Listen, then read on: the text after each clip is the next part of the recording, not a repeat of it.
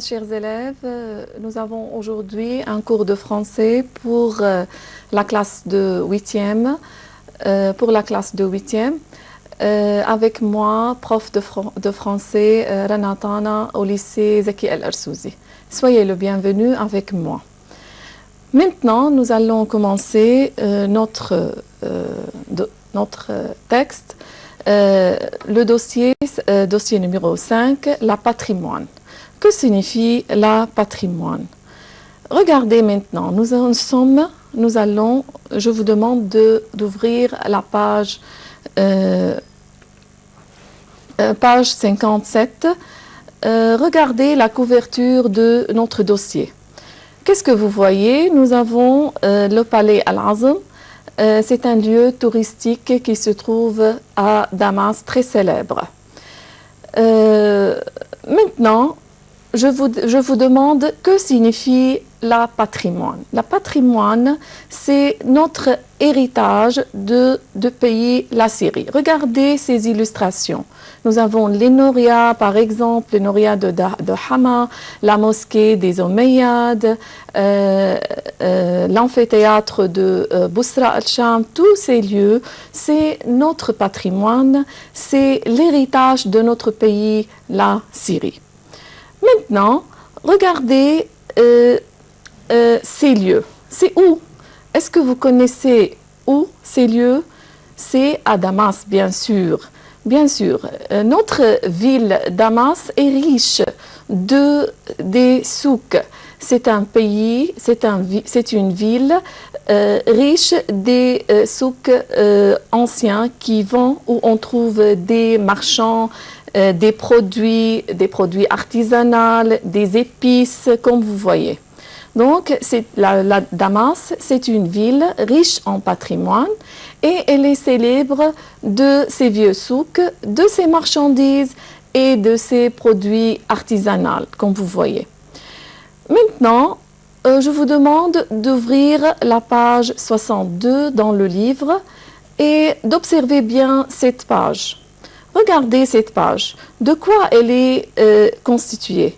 Nous avons le titre, compréhension écrite, c'est-à-dire vous allez lire quelque chose, vous allez lire un texte et vous allez bien comprendre. Et après cette lecture, vous avez deux tâches à faire, la tâche A et B. Regardez le texte. Nous avons un titre, les souks dans la vieille ville de Damas, et nous avons à peu près 4 parties: souk al-Hamidiyye, souk Midhat Pasha, souk al-Harir et souk al-Bzouriye. Donc, notre texte, il va parler de ces 4 lieux ou des 4 souks. Et vous avez, après cette lecture, vous avez 2 tâches à faire. Donc, on peut déduire de cette page 4 idées générales. Regardez les 4 questions. De quoi parle-t-on dans ce texte? Est-ce qu'ils sont des souks modernes? Bien sûr que non. Lesquels? Vous allez me dire quels sont. Où se trouvent ces souks? La réponse de la première question, ce sont des souks en Syrie, des souks dans la ville de Damas. Est-ce qu'ils sont des souks modernes? Bien sûr que non, ce sont des souks anciens, ce sont des vieux souks au centre-ville de Cher Damas. Lesquels nous avons, comme nous avons lu les titres, Hamidiyye, Midhat Pasha, Al-Harir et Al-Bzouriye. Où se trouvent ces souks? Se trouvent dans la vieille ville de Damas. Maintenant, on va lire le texte en 4 parties et je vais diviser avec vous le texte en 4 parties et je vous pose des questions après la lecture de la première partie, deuxième partie et troisième partie et quatrième partie. Regardez, Souk al-Hamidiyye. Souk al-Hamidiyye se trouve au centre de la vieille ville de Damas. L'accueil chaleureux des marchands rend son ambiance sympathique. Les boutiques exposent toutes sortes de marchandises, des tissus, des vêtements, et des produits de l'artisanat syrien comme la mosaïque, le brocart et les cuivres. C'est là on trouve tous les parfums, les couleurs de Moyen-Orient. Maintenant, regardez la photo. Nous sommes ici à Souk Al-Hamidiyeh et qu'est-ce qu'on peut voir? On voit toutes sortes de marchandises. Pour bien comprendre ce texte, je pose ces 4 questions. De quoi parle le premier paragraphe? De quel souk? Qu'est-ce qu'on peut trouver dans ce souk? Qu'est-ce qu'on peut trouver? Où se trouve ce souk? Est-ce qu'il trouve à Damas ou bien où? Qu'est-ce qu'on vend dans ce souk? La réponse de la première question, c'est de Souk Al-Hamidiyeh, bien sûr, on parle. On peut trouver dans ce souk quoi? Des boutiques et des marchands. Des marchands, c'est-à-dire les personnes qui vendent quelque chose. Où se trouvent ces souks? Ces souks se trouvent au centre de la ville de Damas, c'est-à-dire au milieu de Damas. Qu'est-ce qu'on vend dans ces souks? On peut trouver toutes sortes de marchandises, des tissus, des vêtements, des produits artisanaux, des tapis, toutes sortes de marchandises. Toutes ces choses-là, ce sont ce qu'on appelle les marchandises. Maintenant, on passe à la deuxième partie de notre texte. Le titre, Souk Medhat Pasha. Souk Medhat Pasha se prolonge en ligne droite de Bab Al-Jabieh jusqu'à Bab Shar'i, en parallèle avec le Souk Al-Hamidiyeh. On vend des vêtements traditionnels, des tapis fabriqués à la main. Donc, on trouve 2 sortes de matières, lesquelles des vêtements traditionnels comme le brocart par exemple, les borderies, et on trouve des tapis fabriqués avec la main. Maintenant, je pose 3 questions pour vérifier est-ce que vous avez bien compris. La première question, de quoi parle-t-on dans le deuxième paragraphe? Qu'est-ce qu'on vend dans ce souk? Où se trouve ce souk? La réponse, on parle bien sûr de Souk Medhat Pasha. Qu'est-ce qu'on vend dans ce souk? On vend des vêtements. Les vêtements, ce sont les habits, des tapis. Et aussi, où se trouve ce souk? Entre Bab Al-Jabieh et Bab Shar'i. Il est au milieu, dans le moyen. Maintenant, on passe à la troisième partie de notre texte. De quel souk il parle? Souk Al-Harir, marché de la soie. On peut dire Souk Al-Harir ou bien marché de la soie. Où est sa place? Tout près de Souk Al-Hamidiyeh. Il est connu par la commerce des tissus, des broderies, des parfums et des fournitures de couture. Regardez la photo, il y a un vendeur, une personne qui vend, et il y a aussi des tissus qui sont dans les étagères, et on trouve aussi des parfums et des fournitures. Maintenant, je pose des questions. 3 questions comme d'habitude. De quoi parle-t-on dans le troisième paragraphe? De quel souk? Bien sûr que de Souk Al-Harir. Deuxième question, qu'est-ce qu'on vend dans ce souk? On vend des tissus, des borderies, des parfums et des fournitures. Des parfums, des borderies. Borderies, c'est comme le brocart, par exemple, comme on le fait sur les tissus aussi. Où se trouve ce souk? Près de Souk Al-Hamidiyeh. Maintenant, on passe à la 4e paragraphe. Souk Al-Bzourieh, avec ses boutiques d'épices, regardez les épices dans la photo, d'amandes, comme par exemple comme les pestiches, et pestiches de Alep, les amandes aussi, des fruits secs, de plantes médicinales, de bonbons, de chocolat et de dragées. il fait partie aussi de Souk Al-Hamidiyya. Donc, on a aussi les mêmes informations. Qu'est-ce qu'il y a dans ce souk? Nous avons aussi 3 questions à répondre. De quoi parle le 4e paragraphe? Bien sûr, il parle de Souk Al-Bzouriye, où on trouve toutes sortes d'épices. Qu'est-ce qu'on vend dans ce souk? Qu'est-ce qu'on trouve dans ce souk? On trouve des épices qu'on le met dans les repas, des amandes, des pistaches d'Alep par exemple, des fruits, mais des fruits secs, des bonbons, etc., d'autres choses. Où se trouve ce souk? Il fait partie de Souk Al-Hamidiyya. Maintenant, vous avez 2 tâches à réaliser. Vous avez ici un tableau et le nom lit le texte ci-dessus et remplit la grille suivante. Et donc, vous allez remplir la grille par le nom de chaque souk, la localisation, c'est-à-dire où se trouve chaque souk, où est son lieu, et les marchandises, qu'est-ce qu'on vend dans ce souk? Vous allez classer ça. C'est à vous à réaliser cela.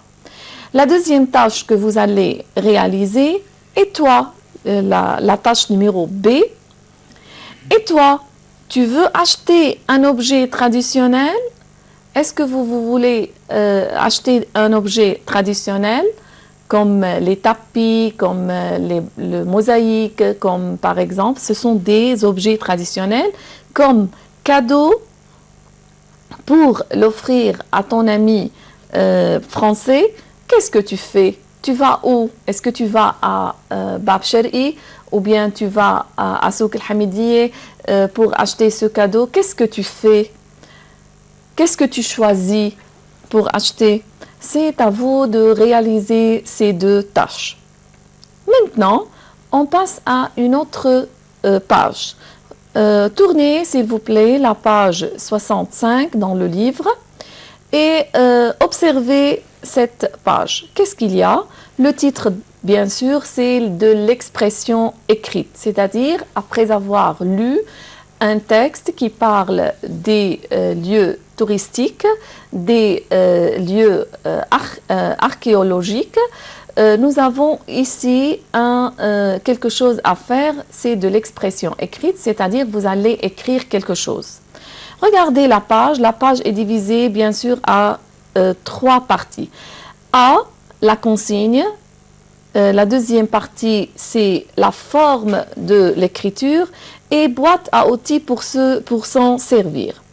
Regardez, nous allons maintenant ensemble, nous allons lire la consigne.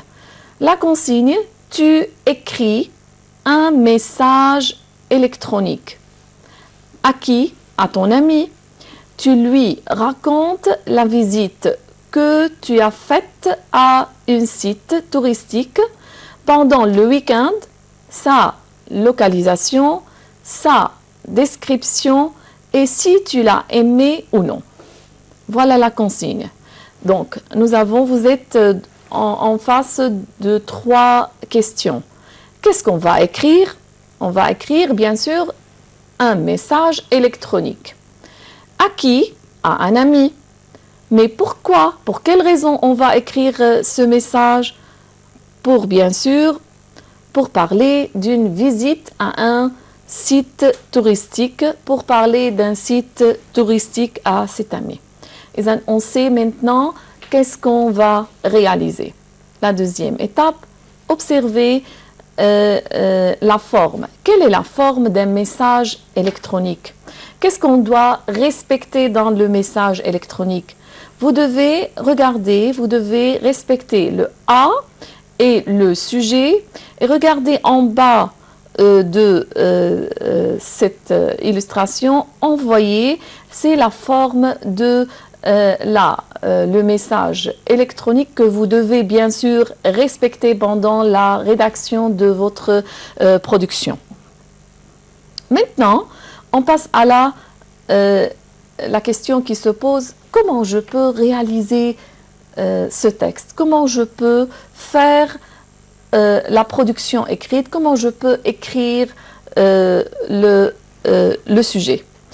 Vous êtes devant trois idées principaux. Vous allez préciser la localisation de ce lieu, où se trouve ce lieu touristique, la description, qu'est-ce que tu vois, qu'est-ce qu'il y a, qu'est-ce que tu peux faire comme activité, et à la fin, la vie personnelle. Donc, votre production va concerner à trois idées principaux, la localisation, la description et la vie personnelle. Regardez maintenant la première idée. Vous avez besoin de, des mots que nous avons déjà utilisés dans notre texte. Qu'est-ce qu'on doit écrire dans ce site, sur ce site? Vous pouvez utiliser se trouver, se situer, il fait partie de, en ligne droite, au centre de. Par exemple, je vous donne un exemple. Je peux dire Souk Al-Hamidiyeh se trouve au centre-ville de Damas. C'est un lieu. Par exemple, la mosquée des Omeyyades se trouve en ligne droite de Souk Al-Hamidiyeh. C'est un exemple d'une phrase que vous pouvez l'écrire. La deuxième idée, avec qui tu fais cette visite et quand? Vous pouvez utiliser des mots. Avec qui? Avec vous avez fait cette visite, par exemple, avec vos parents, avec un guide touristique, vous avez trouvé une agence de voyage pour réaliser cette visite. Vous allez citer ça dans votre production. Et quand? En été, pendant les vacances, pendant le week-end, vous pouvez préciser quand. La deuxième partie de cette réalisation de la description, vous allez citer ce que vous voyez quand vous avez fait cette visite. Qu'est-ce que vous voyez? Donc, nous avons quelques expressions qui vous aident à réaliser cela. C'est, ce sont, il y a. Et vous pouvez, par exemple, si vous avez visité le Souk Al-Hamidiyeh, vous pouvez dire il y a à Souk Al-Hamidiyeh, il y a la mosquée des Omeyyades, il y a aussi, par exemple, tout près de la mosquée, il y a le palais Al-Azam. Donc, vous pouvez citer les choses que vous avez vues. Troisième idée que vous devez le faire pendant votre production, vous allez citer qu'est-ce que vous sentez. Vous avez appris, vous allez dire j'ai aimé ou tu n'as pas aimé. Qu'est-ce que tu as aimé dans cette visite et qu'est-ce que tu n'as pas aimé dans cette visite. Et vous pouvez utiliser aussi quelques adjectifs qui se trouve dans la boîte à outils après, c'est un lieu plus adjectif. Je peux dire par exemple la mosquée des Omeyyades, exemple d'une phrase, la mosquée des Omeyyades est un lieu charmant, est un lieu attirant par ses monuments. Donc vous êtes prête à produire des phrases et exprimer votre avis envers ce site touristique. C'est à vous maintenant. Pour réaliser aussi votre production, vous avez une boîte à outils et vous avez tous les mots que vous avez besoin pour réaliser votre production. Je vais lire la boîte à outils, nom et expression, guide touristique, agence de voyage, office de tourisme, site archéologique, château, palais, craque, comme le craque de chevalier, paysage, des fouilles, une église, un monument et un tour. Ici, dans ces mots, ce sont les lieux touristiques que vous pouvez parler, que vous pouvez en parler. Des verbes se situer, se trouver et il y a. Pour indiquer le lieu, vous pouvez recourir à ces verbes pour dire où se trouve ce lieu touristique. Les adjectifs, pittoresque, c'est-à-dire très très beau, charmant, la même chose, qui attire l'attention, beau, agréable et attirant. Maintenant, à vous de réaliser votre production et merci de votre attention. Merci et au revoir.